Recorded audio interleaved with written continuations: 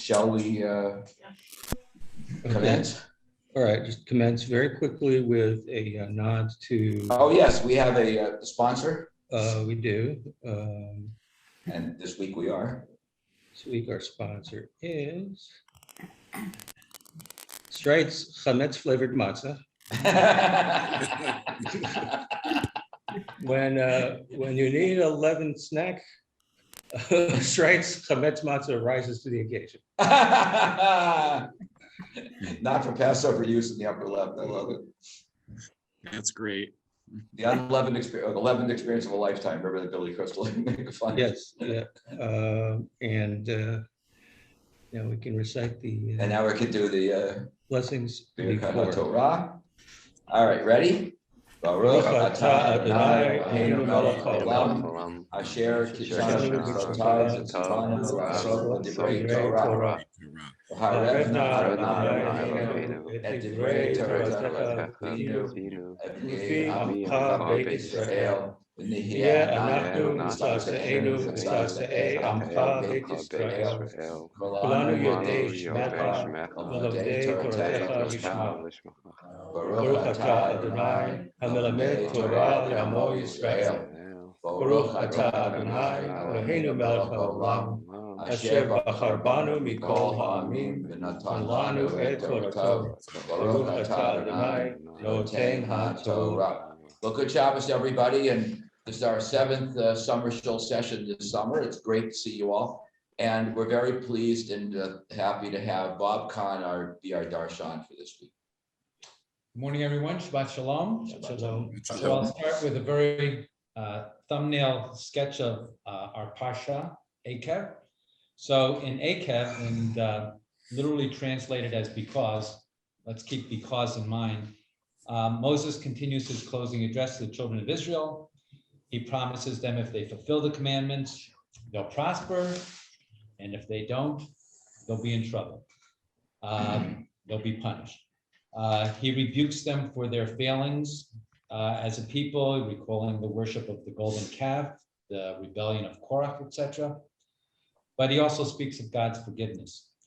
And Moses says that the 40 years in the desert, during which God sustained them with daily manna from heaven, was to teach them that man does not live on bread alone, but by the utterance of God's mouth does man live. He describes the land that they're about to enter as the land of flowing with milk and honey, and as the place that is the focus of God's providence in this world.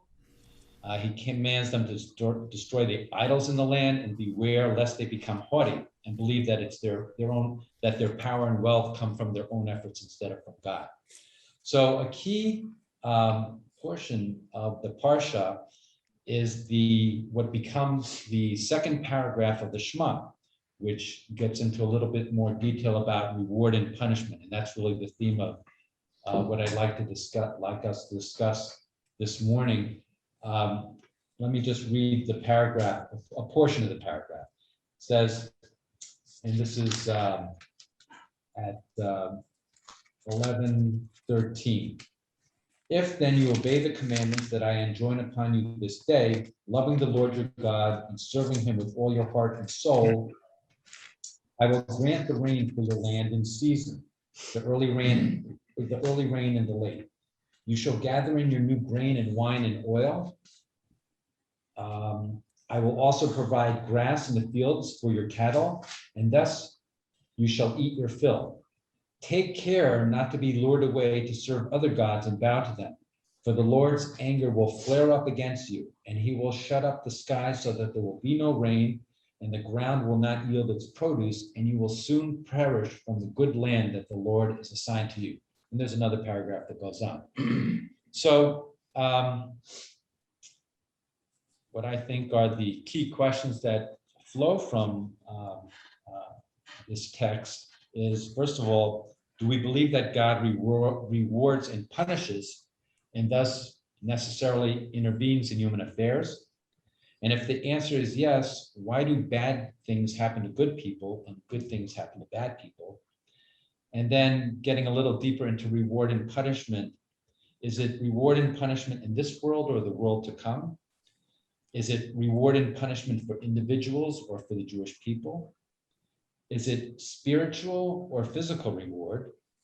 And what about the concept that the highest level mitzvah is to do good without any reward at all?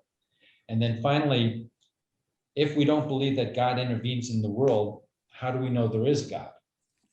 So I have some readings that I'd like to just briefly review to kind of set up our discussion. First, a very thumbnail summary of what the scholars think the Bible says about this and what the Talmud says. The majority of the biblical passages speak of national reward and punishment, yet there's still many references to reward and punishment for the individual as well. The Bible's all about divine reward and punishment in this world, material prosperity or suffering in this world. The rabbis, however, made a big change around the time of the Maccabees. Faced with the reality that righteous people, Torah-abiding people, were being slaughtered for their loyalty to Judaism, they took a different approach on the reward and punishment and focused instead on reward and punishment in the hereafter, in the world to come. And that became kind of the norm for many Jewish thinkers, and also kind of expanded into the true reward is happiness in spiritual terms. Again, facing the reality of these bad things happening to good people, notwithstanding their abiding commandments and so forth.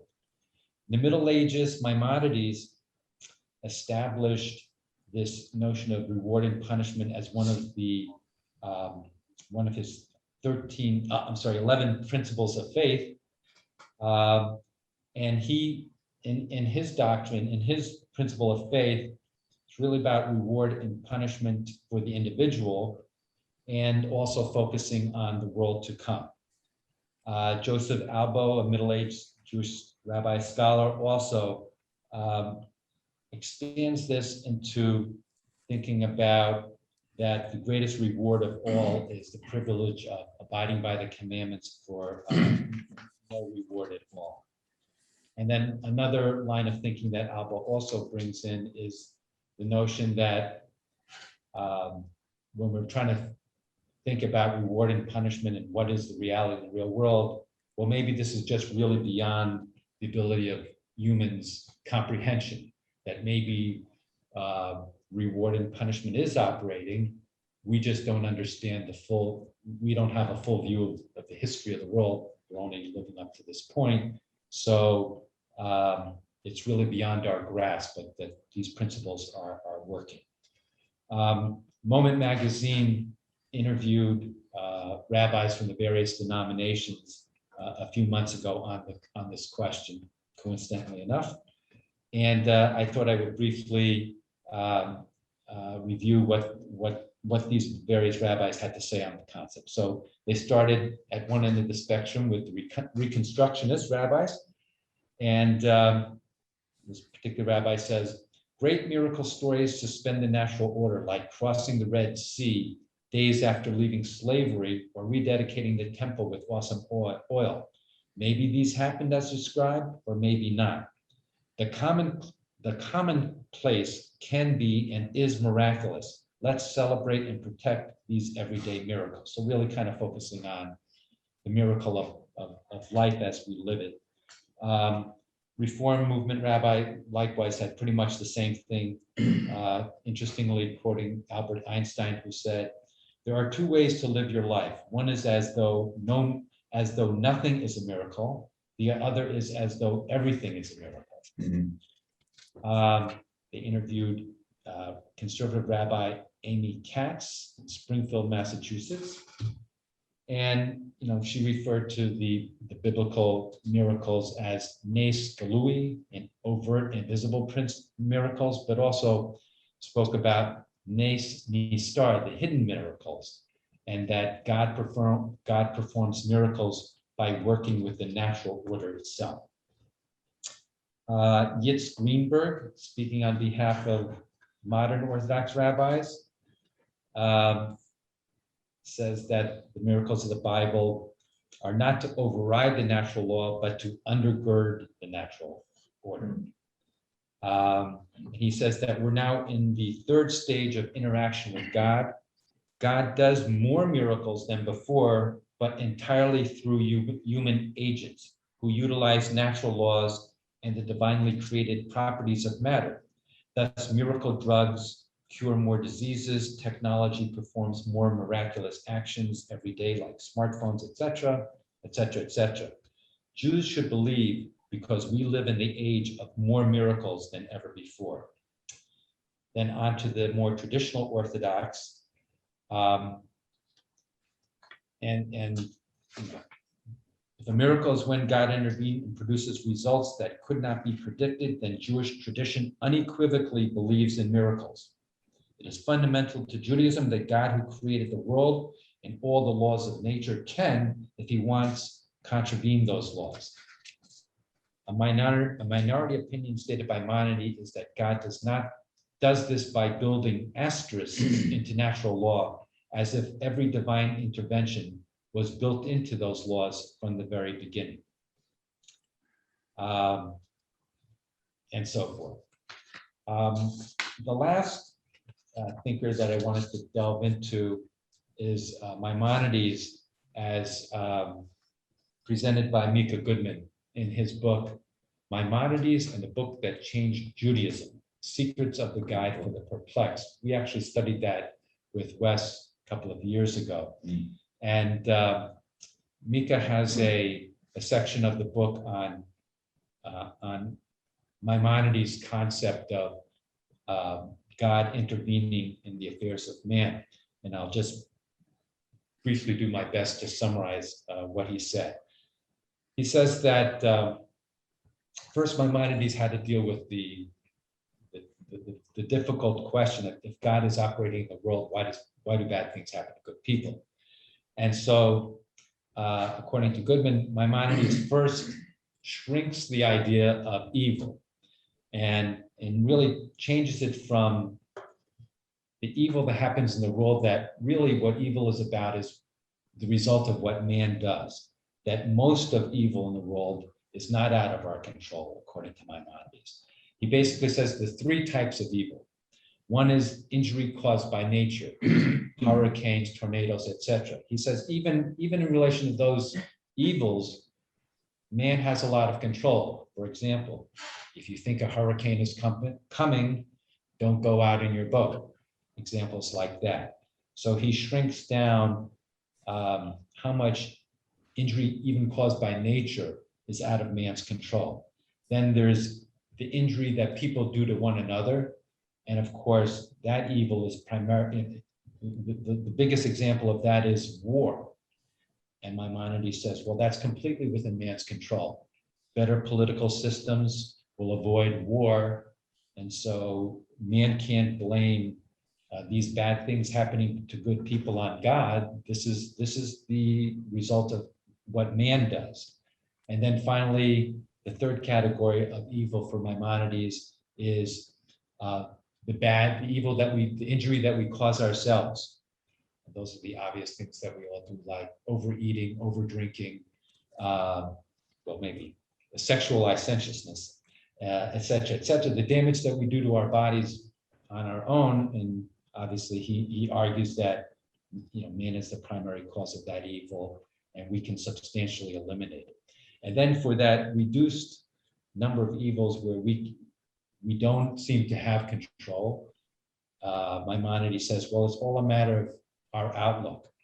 And if we refocus our desires from worldly needs to attaining knowledge of God by understanding the world, then we can be happy, notwithstanding that we can't understand everything in relation to bad things happening.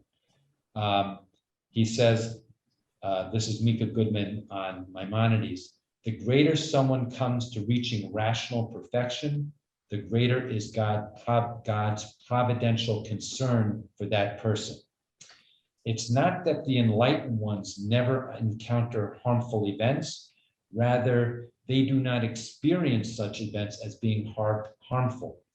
The thirst for knowledge of God frees them from dependence on this world. The spiritual life is their shield. Providential protection is a human cognitive achievement.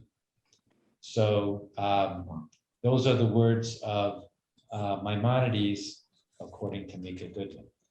So with that overview, maybe we can open it up for discussion about people's views about whether God rewards and punishes, intervenes in human affairs, and all these subsidiary questions that relate to that.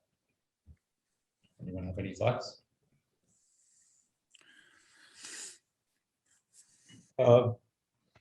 Steve? So thank you, Bob, for the overview. I'm glad that we have an hour to handle the questions that you brought up, such as why do bad things happen to good people, and are we rewarded in heaven or earth? That should give us sufficient time to. I wanted to go to. Let's see, 11:13 that you brought up, the part from the Shema, v'haya'im shemoa tishma'u. If you obey the commandments, etc., what happens?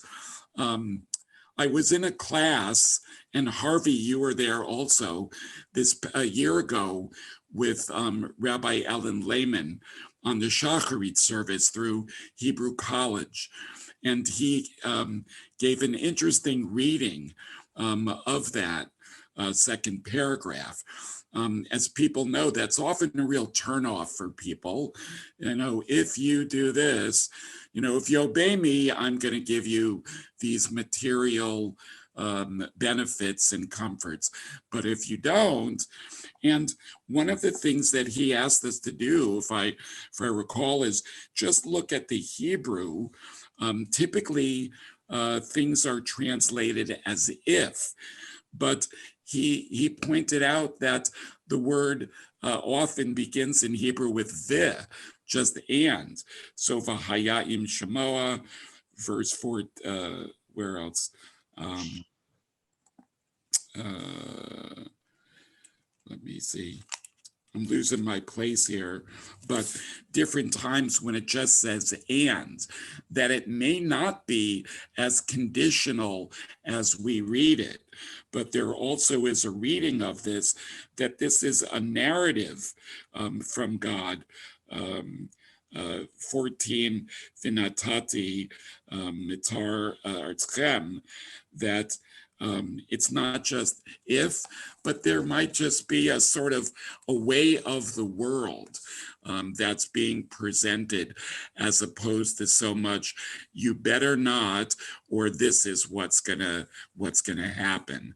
And Harvey, I'm sure I'm not remembering all of it, but you know, if there's anything there to add, please do. Yeah, no, I don't remember any more details than that. I hating to, it's an interesting argument. Unfortunately, I don't think it's supported by the text, because it says v'haya im shamoa. The word im means if. So I think to ignore that the language is conditional just means that the words mean what we actually thought they meant. Could we agree that there are both there? There is im, that's fair, but it doesn't go entirely in the next verses, David, where they become the. Well, the is just a convention for beginning a sentence in biblical Hebrew. Yeah. I think it is a great hubris on my part to question the learning of a rabbi, but in my own simple-minded way, I'm just sort of reading it the way I think, the way it struck me when I read it. I think we all seem to be struggling with the fact that we don't like this idea of reward and punishment because it seems simple-minded. And we also know from the benefit of our experience and others that it doesn't appear to be so. And that belief in this kind of system of reward and punishment can lead to serious misjudgments about why why things happen to the Jewish people when they do, attributing to their own alleged misbehavior things that were no fault of their own. I see Maimonides struggling with this in his own way, trying to. I think there's a sense in Maimonides that he understands that at the time and place that this was the way people understood their relationship with God. That people who were not prepared to embrace the laws of God simply because they recognized that they were superior, that they were good, needed some additional inducement. And Maimonides not being comfortable with that is struggling with that and is trying to understand it in context and find some higher way of understanding it. How about Raina? Did you have your hand up? I mean, Raina, she had her hand up. Is it now down? No, sorry, I will wait. All right. And Bob, I think you had your hand up, right? Yeah, I would say a few things. First of all, I think this paragraph can be interpreted along whichever of these theories that we talked about earlier that you want. So, for instance, if you want to talk about God's place in providing miracles or withholding them depending on our observing mitzvot, I think the language is there. I think that if-then language is very clear, which is what makes many of us uncomfortable. But at the same time, one can say that, particularly in this paragraph, if one doesn't observe the mitzvot, your life is going to be not so good. And it's not even a question about God's hand taking a place there. It's just going to be that you're not going to be able to prosper. Your land is not going to be plowed properly because you're going to have, for instance, malicious hatred or any other things that you don't do. So I think that paragraph itself can be interpreted along whichever of these theological lines that you like. And which is great because I think that it means there's a place for all of us in that prayer, and which is why I continue to say it, even though other people say they want to skip it. I would just say one other thing while I have the floor, and that is that I don't have any. It just doesn't resonate with me to have a reward in the world to come. I mean, that's just not a concept that works for me whatsoever. And interestingly, that came out right around, as you pointed out, around the turn of the Common Era, which was around the time that Christianity was coming up with their beliefs of the world to come being really the place, although their world to come was a little different than our concept of a place of reward, the ultimate reward, and it just doesn't resonate with me whatsoever. I studied with a Orthodox person for the last 5 years. We do the Parsha of the week, and oftentimes we come into the same thing. Why do good things happen? Bad things happen to good people, and his answer always is, "Well, we don't know what Hashem has in mind." And I'm going, that seemed kind of like a weak answer to me, because who knows what Hashem has for us in store for us? But more importantly, is that you're going to get your reward in the world to come. And sort of like what Bob said, is that I don't know what's going to happen in the world to come. I don't know where my ancestors are. I don't know whether they're in heaven, whether they're someplace else. It's a concept I just don't really understand. So I say this paragraph, second paragraph of Shema, as an aspiration. In other words, I hope this is going to work. Will it? No, but I'm hopeful that maybe it will. it's interesting that, I mean, one question that comes up, are we letting the exception swallow the rule? In other words, we know that bad things happen to good people and they're noteworthy because, you know, it gets our attention. But even outside of the, you know, our religious life, we all are very attuned to reward and punishment and the expectation if you follow the rules, then you'll succeed, whether that be in a career or in education, in society in general. And of course, there are those who follow the rules and do the right thing and don't succeed. But we don't let that overturn the general notion that, you know, we should be law abiding, we should do the right thing and all those sorts of things, because in part because it's doing the right thing, but in part I think people are motivated by the sense of you know, reward for abiding by the rules and functioning that way. I guess the other thing I would say is that, you know, when we think about the commandments, you know, honoring your parents, visiting the sick, doing tzedakah, all those sorts of things, those do lead to a good life and do lead to benefits to the individual and to society in general. So we know that following the commandments actually does have the rewards, but then we get stuck on and are prepared to just overturn the rule altogether because we know of exceptions. We know there are things that that don't work by those rules. So that's a question. Do we let the exceptions blow up the rule?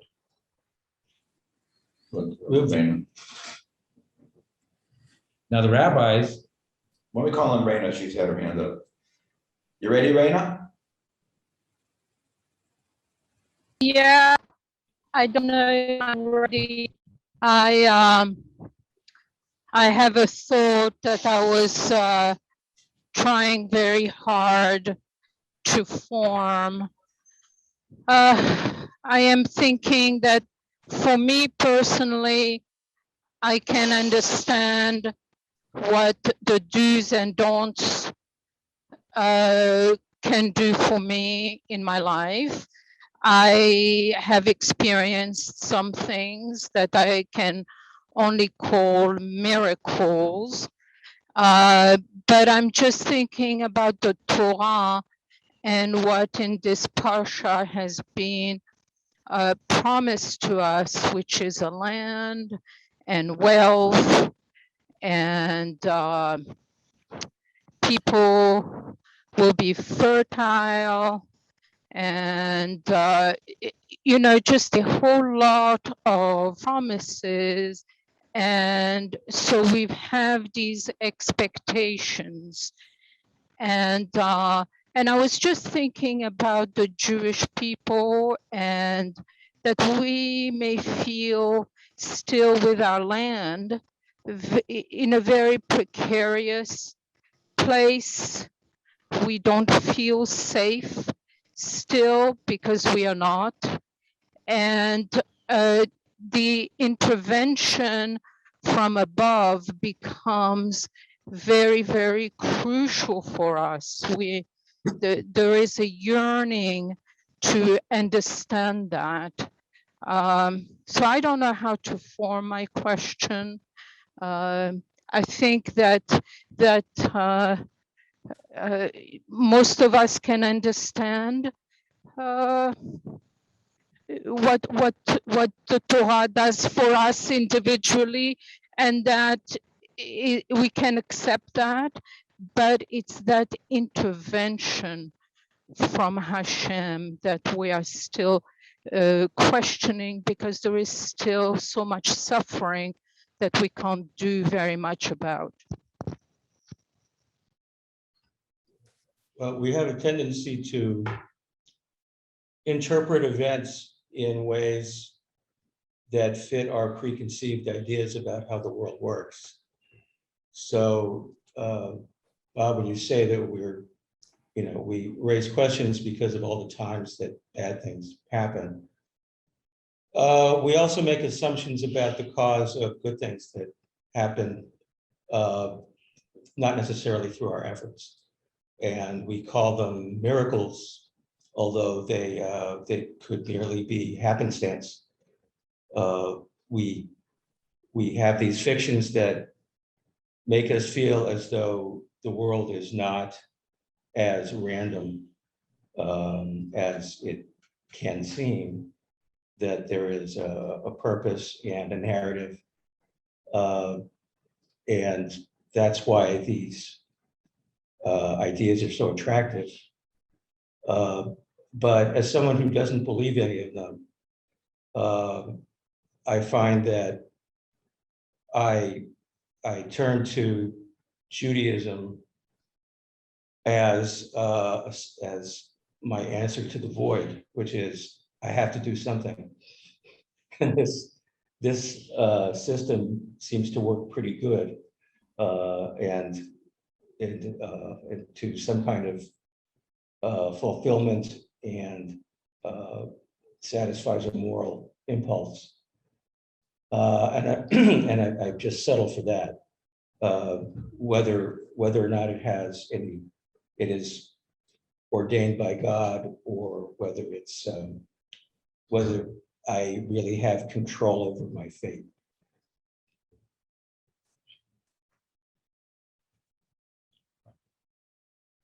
Yeah, I mean, the rabbis of the Talmud were very uncomfortable with the biblical intervention of God and reward and punishment and miracles and so on and so forth. And because they weren't seeing it happening in their world in a real way. And hence the kind of morphing of the thinking as, that was that period.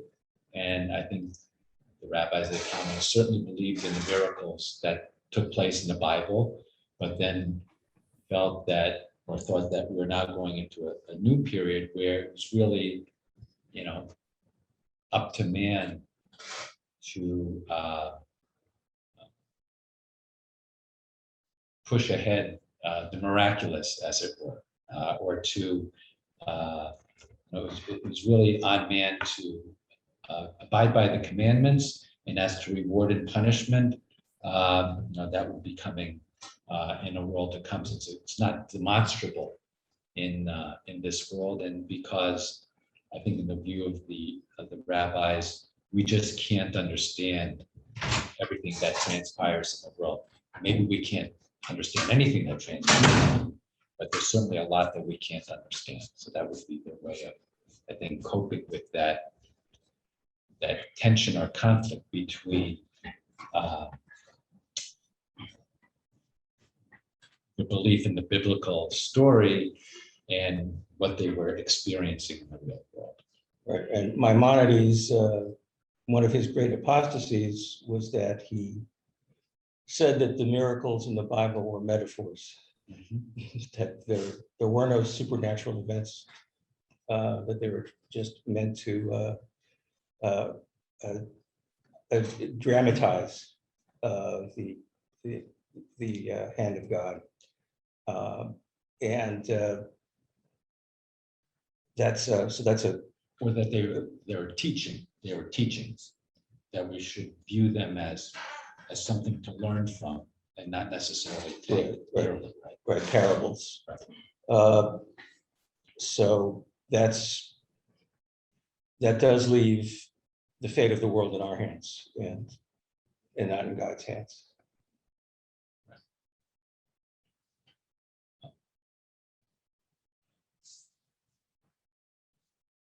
Harvey.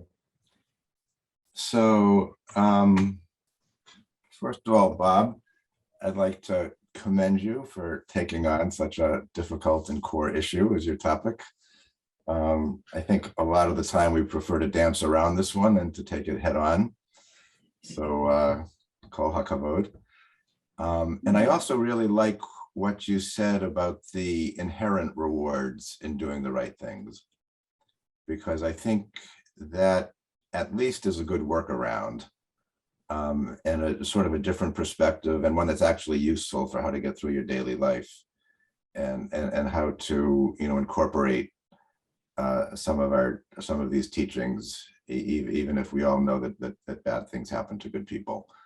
A couple of points I would make. The big one I would like to talk about is the book of Job, which, you know, I know everybody's very familiar with.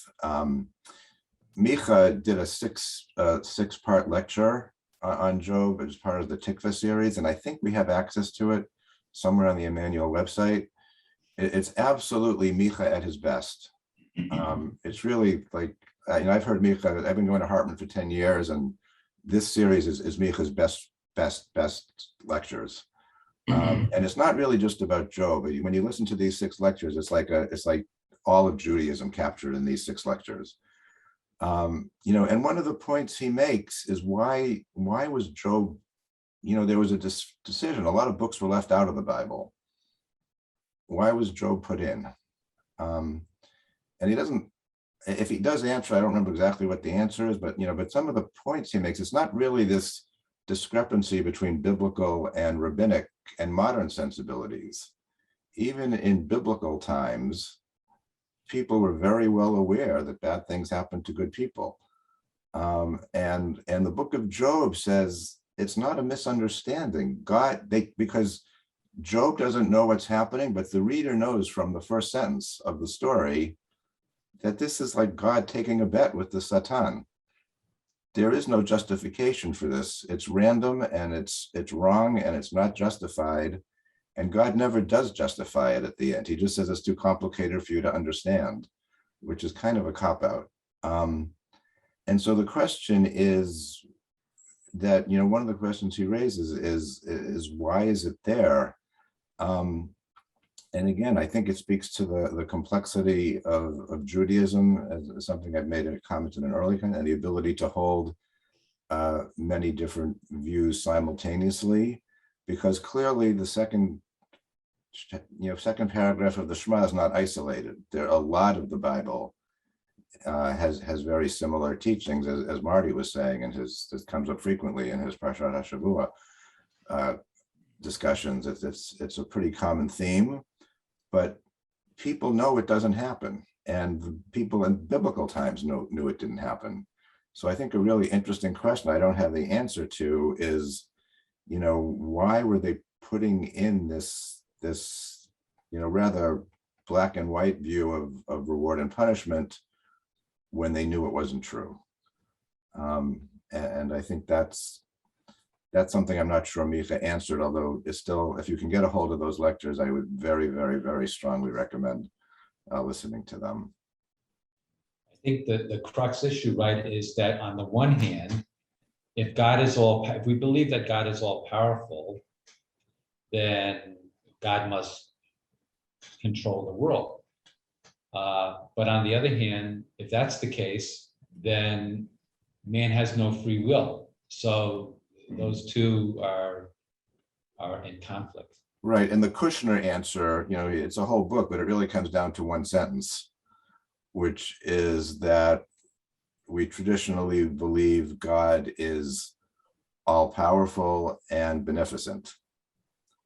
But the world tells us those both can't be true.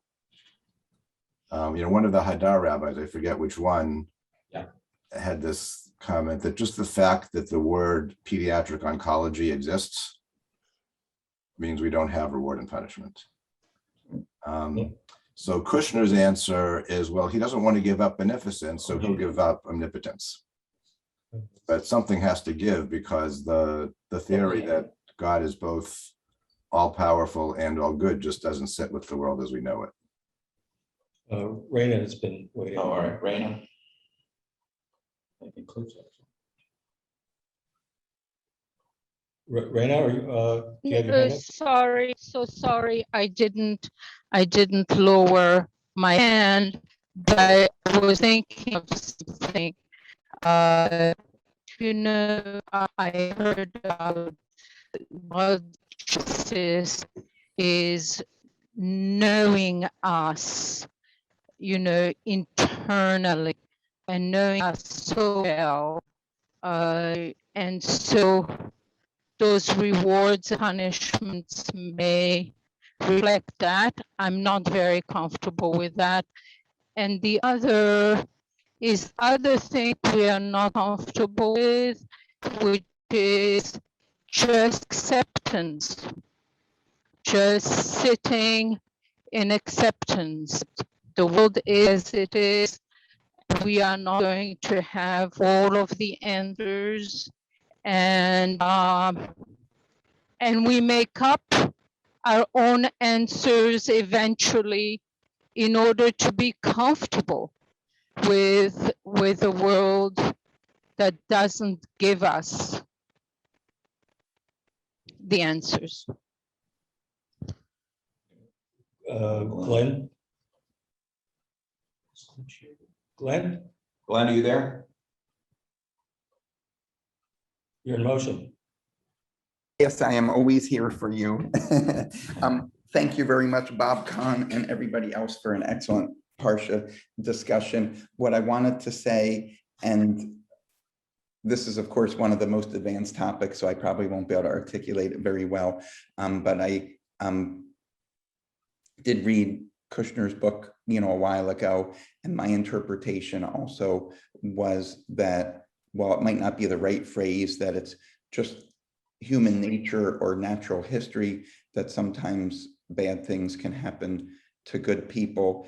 And one of my hopes is, and I know this was partially touched on in several different ways by several people, that I feel that if a lot more people felt that remembered that there still are non-spiritual ways which people can still influence things, that some things we can influence, and if people remembered that, some people may take more responsibility to also try to be responsible on small and large things as well, and, you know, just take responsibility and not dismiss a lot of things on other grounds.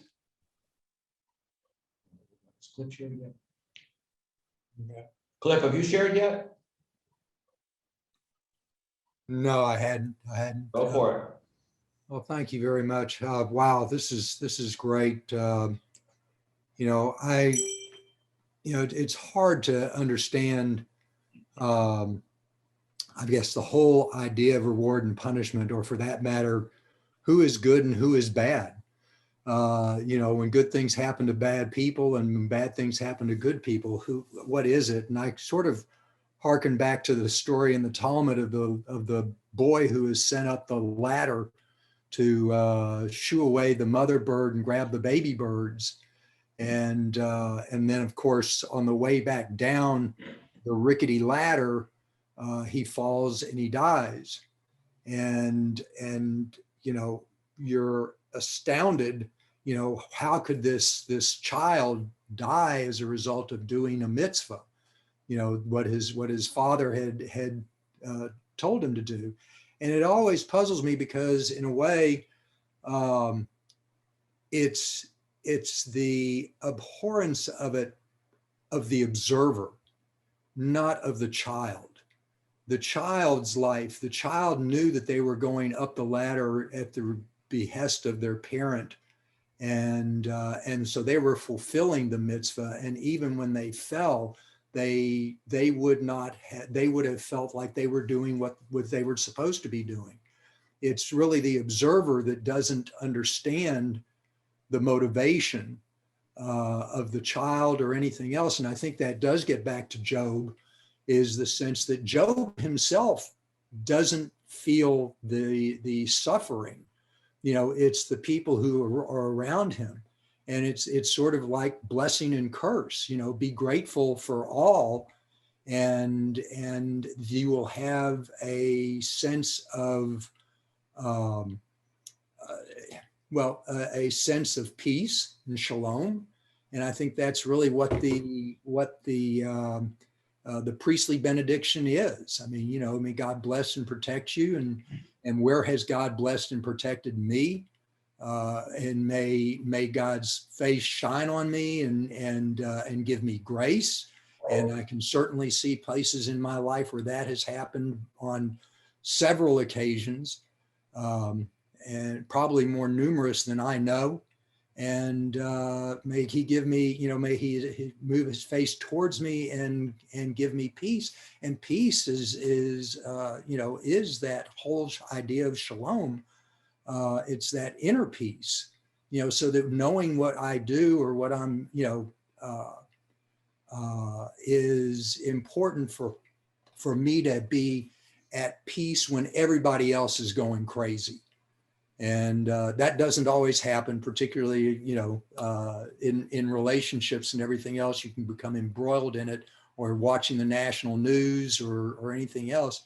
But if you feel like you've been doing everything that you know possible, saying, you know, going to services, coming to Shabbat, observing it, you know, and appreciating it, you know, it's just a beautiful feeling. And I can be at peace and at one with God. So with that, thank y'all. This is great. Bob? So I raised my hand for two reasons. First of all, to thank Harvey for bringing up Mika's talk on the Book of Job, which was fabulous. And I just wanted to add, my takeaway from that was that at the end, what Mika said was the Book of Job was really put in as a counterpoint, and really a revolutionary counterpoint, to say, you know, the Bible says if you're good, everything's good is going to happen to you. And Mika said the Book of Job was put in there to say that's really just not true. And there are things that just happen because they happen. And, you know, again, they came up with this sort of final answer. Well, God just says, well, I'm God, and that's it. But they, you know, basically Mika was saying it's not what the Bible says about being good isn't the be all and end all. The other thing, I raised my hand really to say this, and that is, one of the things that we say all the time is the Motzi prayer. And we thank God for bringing forth bread from the earth. So it's a question of where your theology is. You know, does God bring forth bread from the earth? And then you can extend that to, does God create good and evil? Or as you know, I think Bob pointed out, Yitz Greenberg said, God works through the miracles of humankind and gives us the miracle of knowing that this ugly shaft of wheat, kneaded properly, is going to become a beautiful challah on Friday night. And so I think you can look at your theology either way, even through that very simple prayer, and then extend it to this discussion.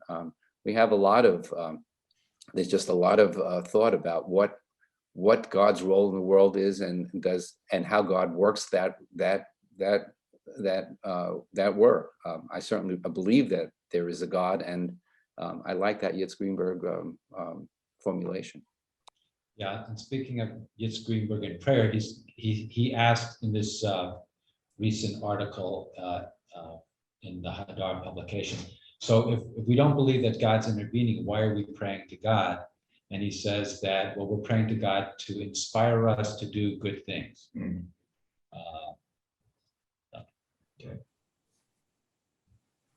Okay. Harvey? So I just wanted to thank Cliff for bringing up that story from the Talmud.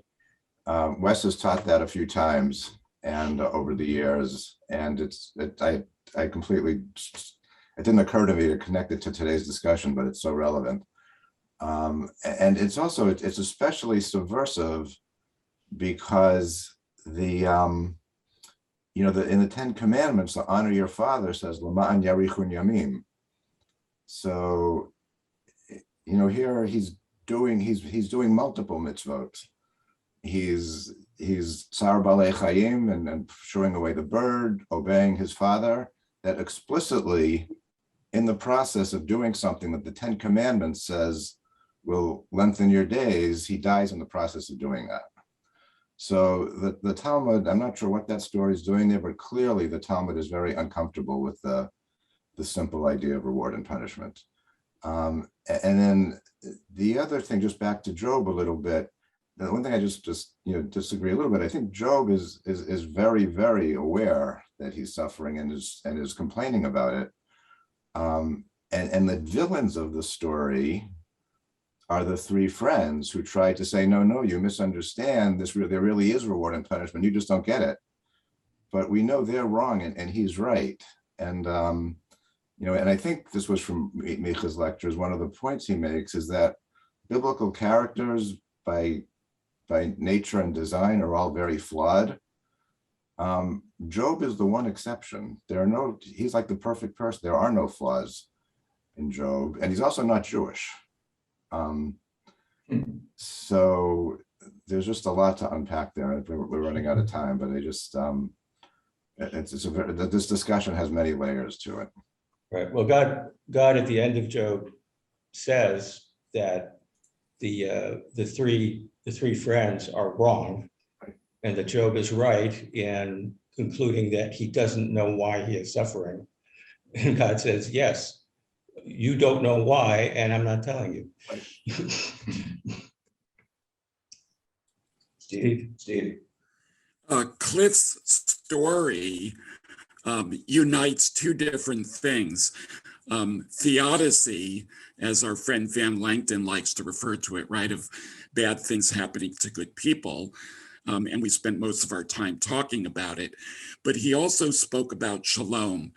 And before time runs out, I'd like to pivot us away, if I could, a moment from the theodicy and to an interesting piece that Marcus Schwartz through JTS wrote about priests and about Aaron being a Rodef Shalom, a pursuer of peace, that he bases on something that doesn't happen or is not said in today's Parsha. And he starts by saying, or actually it's a little bit later, that Moses leaves out in his account of the golden calf something that he said that was pretty important and ultimately traumatic.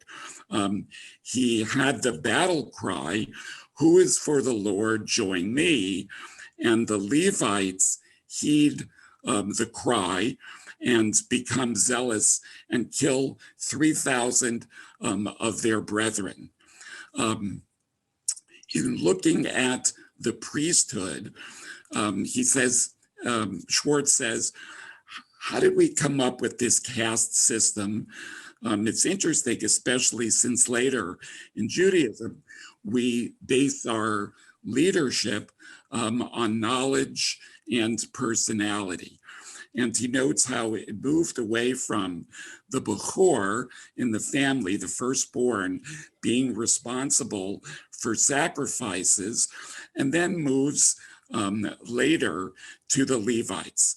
However, as we see, it actually moves away from the Levites to a caste system of Aaron's followers. How does that happen? Especially since Aaron is not exactly blameless in the golden calf. And there's an interesting piece of Talmud that essentially says that, Aaron is a lover of peace, and the very quality that led him to the sin at the golden calf is what led him to the high priesthood, that ultimately the Torah prioritized pursuing peace over violence. And one last note, there's an interesting idea here that I hadn't thought about or noted before.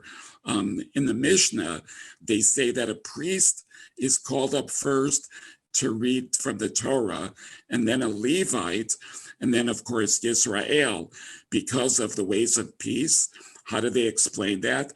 They say that the Kohen gets the first honor so that the other people in the synagogue won't argue about who's the most deserving person to get the honor.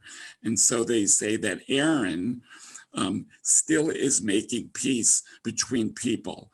And they use this absence of Moses, who may have been, we can infer, embarrassed and regretful of his cry for violence, and prioritizes peace by rewarding Aaron and his family with the priesthood.